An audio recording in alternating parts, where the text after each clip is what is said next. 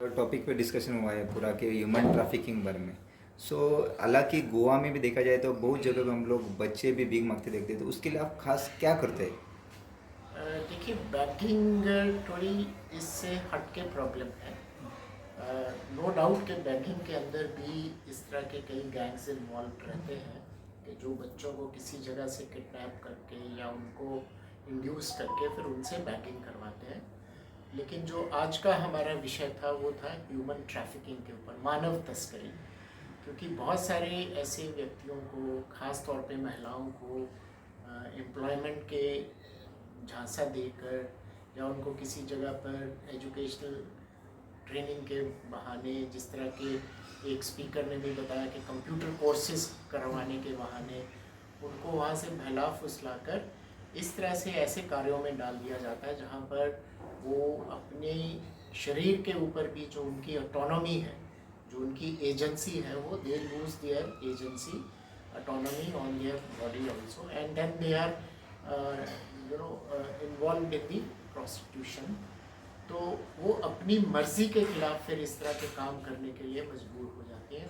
तो आज के सेमिनार का मेन मुद्दा यही था कि इस प्रॉब्लम को हम अलग अलग स्तर से इन्वेस्टिगेशन के तौर पर, प्रोसिक्यूशन के तौर पर, और जब इसका ट्रायल होता है तो उसके तौर पर क्या ऐसे प्रभावी कदम उठाने चाहिए कि इसमें जो संलिप्त लोग हैं उनकी कन्विक्शन हो। क्योंकि जो सर्टेनिटी ऑफ पनिशमेंट होती है वही सबसे बेस्ट प्रिवेंशन होती है।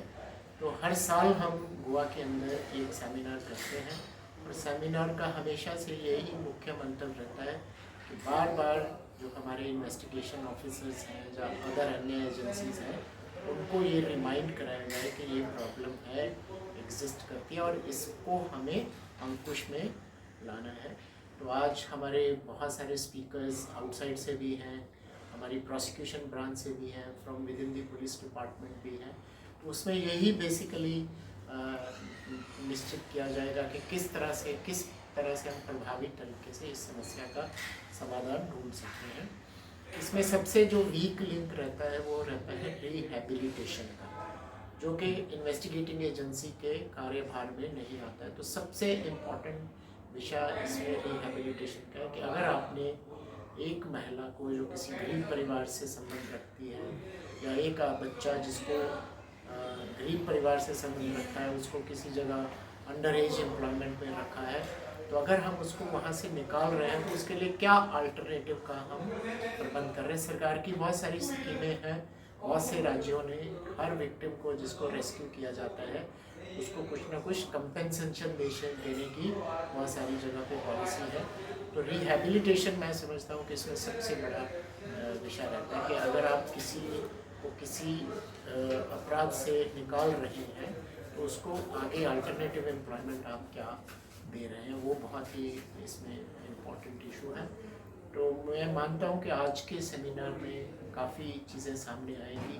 जिस तरह से पहले स्पीकर मिस्टर मनी ने भी बताया कि नई नई संवेदनशीलताएं हमारे सामने आ रही हैं, कि नई नई वल्नरेबिलिटीज़ आ रही हैं, कि लोग कंप्यूटर के ज़रिए भी, उन्होंने बताया कि माँ बाप को भी देखना चाहिए कि उनका बच्चा अगर स्क्रीन टाइम ज़्यादा यूज़ कर रहा है तो किस तरह के कार्यकलापों में अपने आप को संलिप्त कर रहा है, कि कहीं उसकी किसी से बातचीत तो नहीं हो रही कि जो उसको इंड्यूस कर रहा हो, या किसी जंग लड़की को कोई इंड्यूस करने की कोशिश कर रहा हो। तो इस तरह की चीज़ों पे हमारी फैमिलीज़ का भी, स्कूल्स का भी बहुत बड़ा रोल आता है।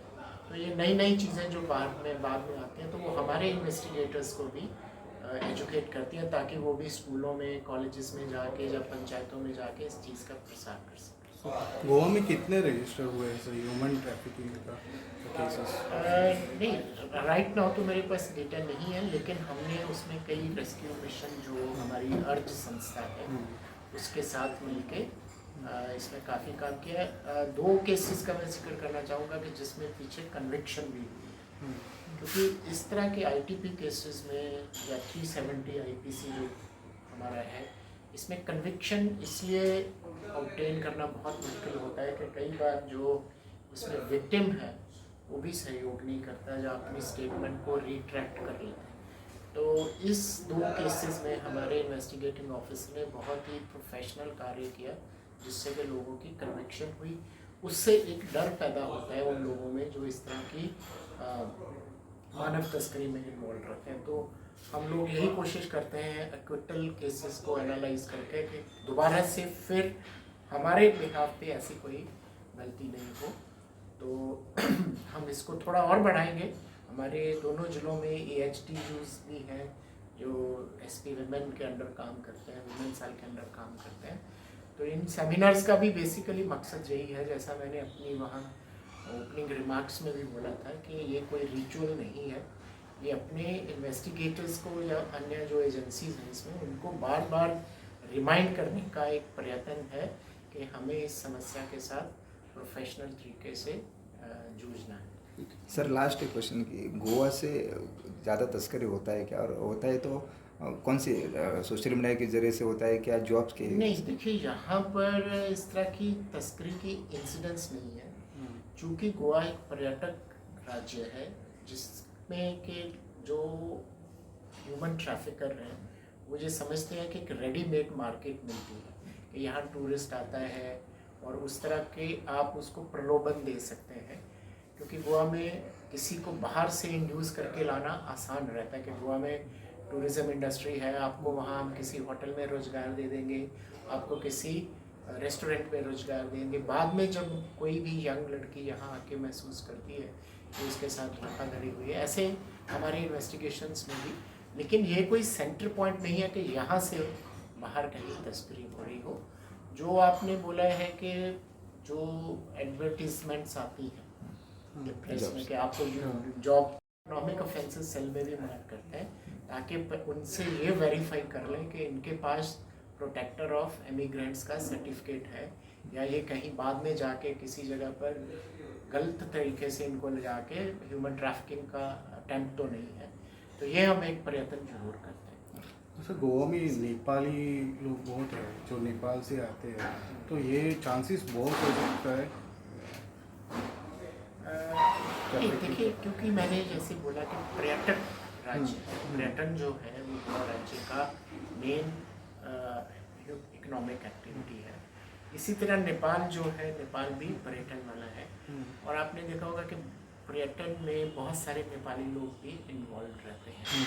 तो उस जरिए से वहाँ से इंड्यूस करके लाना आसान लगता है, लेकिन आप कभी भी किसी रेस्टोरेंट में जाए तो काफ़ी नेपाली नागरिक यहाँ पे जेन्युइनली भी इकोनॉमिक एक्टिविटीज़ में इंगेज्ड हैं।